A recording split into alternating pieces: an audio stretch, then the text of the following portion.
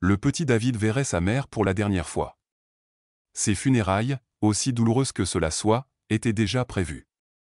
Elle était bien trop jeune, mais lorsque David est allé lui rendre visite avec sa tante, quelque chose de remarquable s'est produit. David a dit quelque chose de étrange. Il l'a répété plusieurs fois, et en réaction à cela, il a été décidé d'annuler les funérailles. Mais que David a-t-il dit à sa mère, et pourquoi Rose était-elle aussi stressée à ce sujet? Avant de commencer, peut-on faire en sorte que cette vidéo atteigne 1000 j'aime? N'oubliez pas de cliquer sur le bouton j'aime et de vous abonner à la chaîne.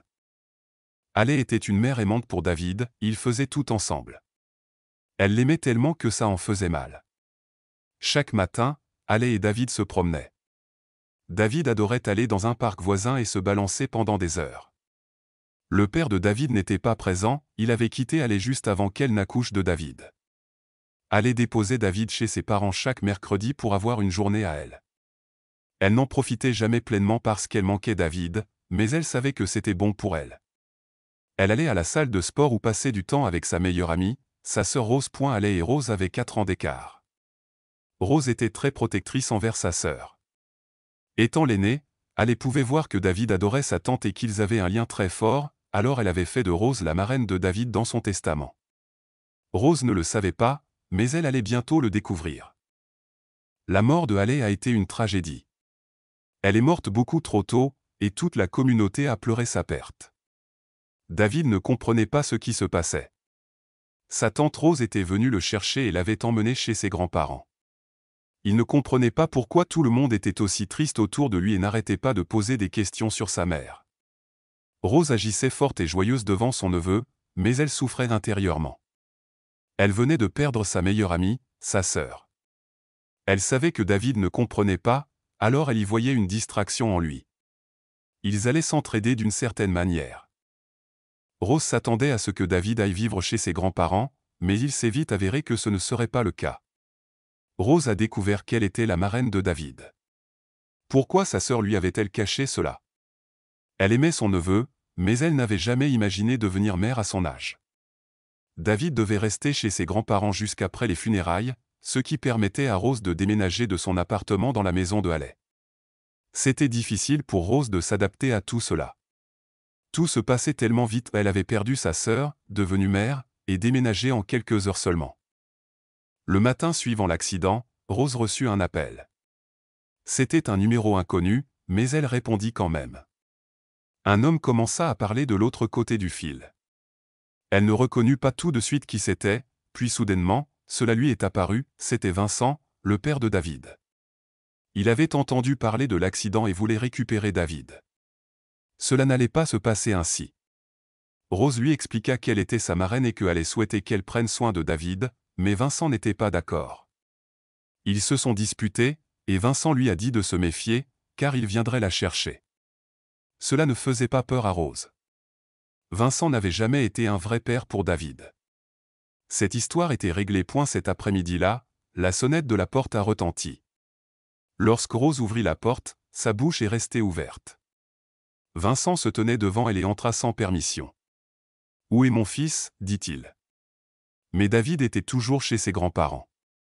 Rose se demanda pourquoi Vincent tenait tant à voir son fils.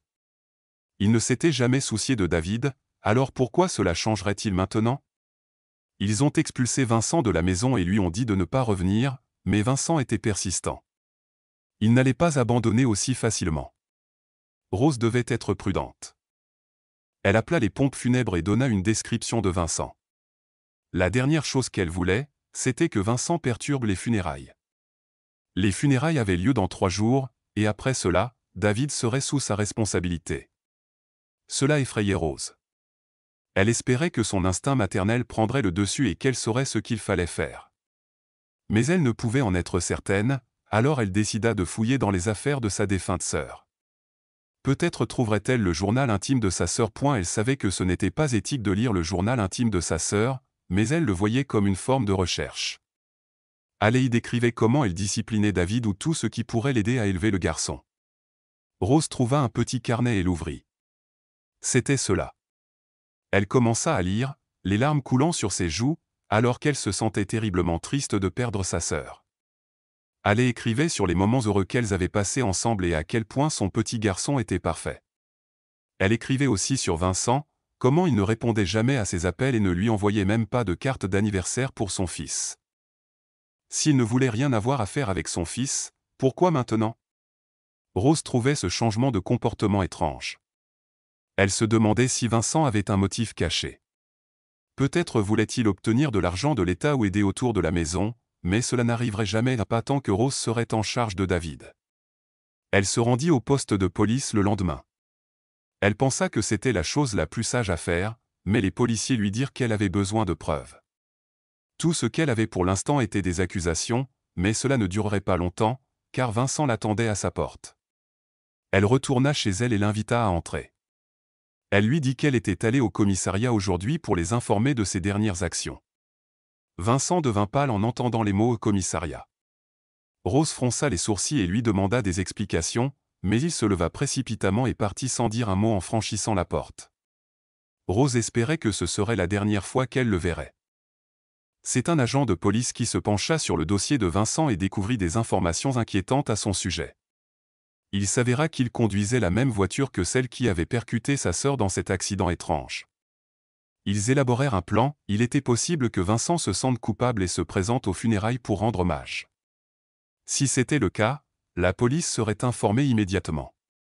Rose expliqua le plan au thanatopracteur et à ses parents pour que tout le monde soit au courant. Les funérailles étaient le lendemain, et Rose les redoutait.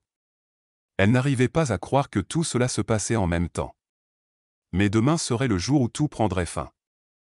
C'était le matin des funérailles, et Rose avait l'estomac noué. Elle voulait que cette journée se termine rapidement, mais elle voulait aussi être présente aux funérailles et dire au revoir à sa sœur. Elle retrouva ses grands-parents au crématorium et prit David dans ses bras. Il commencerait la cérémonie en disant quelques mots sur sa sœur. Après la cérémonie, il y aurait un moment pour dire adieu. Tout le monde se mit en file et se dirigea vers le cercueil pour dire quelques mots. C'était un cercueil ouvert, et allait sembler paisible. Soudain, Rose vit 2 policiers entrer dans la salle. Elle se demanda si le thanatopracteur les avait appelés parce qu'il avait vu Vincent dans le bâtiment, mais Rose décida de ne pas s'en soucier et de se concentrer sur elle-même et sur David. C'était un moment important pour lui, un moment où il devait trouver un peu de paix. Rose et David furent les derniers invités à passer devant le cercueil où reposait la mère de David. Il regarda sa mère avec inquiétude dans les yeux. « Maman dort ?» demanda-t-il. Rose répondit « Oui », ne sachant pas quoi dire d'autre. Elle remarqua que David avait une expression étrange sur le visage. Il marmonna quelque chose qu'elle ne comprit pas et se fâcha lorsqu'elle ne réagit pas. Il essaya de se dégager de ses bras, mais Rose s'éloigna du cercueil et le posa au sol. David se mit à pleurer. Il tenta de se hisser sur le bord du cercueil pour regarder sa mère, alors Rose le souleva à nouveau. Elle regarda autour d'elle pour voir si quelqu'un pouvait l'aider, mais il n'y avait plus personne dans la pièce. Elle calma David et lui demanda ce qu'il avait dit. Cette fois, Rose le comprit et informa le thanatopracteur de ce que David avait découvert.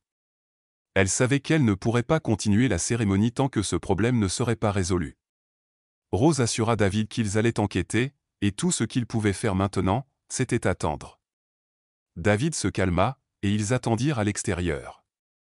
Le thanatopracteur sortit et lui annonça que le problème avait été réglé.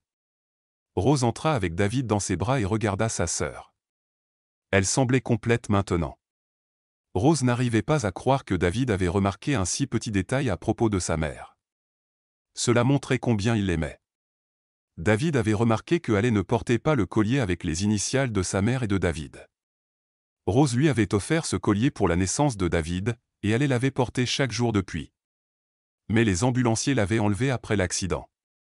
Heureusement pour Rose, quelqu'un l'avait retrouvé à l'hôpital. Les funérailles purent se poursuivre, et ce fut une belle cérémonie. Haley fut incinéré, mais ils avaient placé une petite pierre commémorative sur le mur pour que David ait un endroit où venir lui rendre hommage. Rose se rendit chez ses parents après pour récupérer des affaires de David et pensa soudain à Vincent. Elle ne l'avait pas vu de toute la journée.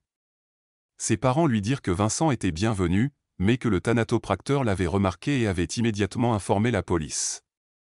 Ainsi, il n'avait pas perturbé les invités et la cérémonie avait pu continuer sans encombre. Rose se sentit soulagée d'apprendre cela. Il pouvait enfin tourner la page et trouver un peu de paix.